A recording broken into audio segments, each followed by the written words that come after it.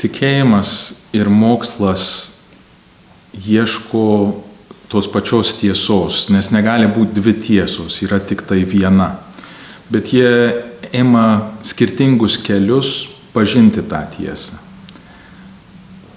Net pačiam moksle mes galim suprasti, kad nors žmogus pažįsta aplinką iš savo 5 pojūčių, jų kartais neužtenka, kad mes iš tikrųjų pamatytumėm pilną realybę. Pats mokslas naudoja įrankius, instrumentus, kad galėtų pamatyti, patirti tuos dalykus, kur mūsų pojūčiai savaime nejaučia. Ar tai būtų kai kurios garso bangos, ar kai kurios šviesos bangos. Tik mes pastaraisiais metais sugebam kai kurios dalykus iš viso įrankių dėka pamatyti. Taip ir su tikėjimu.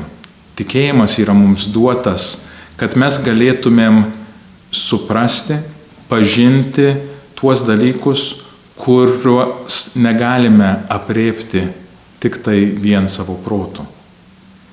Mes naudojam tikėjimą, kad galėtumėm pažinti tą, ką mūsų ribotas protas nesuvokia, negali apimti dėl pačio proto ribotumo. Bet Dievas leidžia mums jį pažinti savo apreiškimu, o taip pat Dievas duoda mums protą ir galimybę gilintis moksle, tam, kad mes galėtumėm pažinti jo sukurtą pasaulį, atrasti jo pėdsakus pasaulyje, bet taip pat pagal jo užduotį užvaldyti pasaulį, būti jo šeimininkai ir būti kartu kūrėjai, dalyvauti tam bendram darbe, į kurį Dievas mus kviečia ir sukūrė.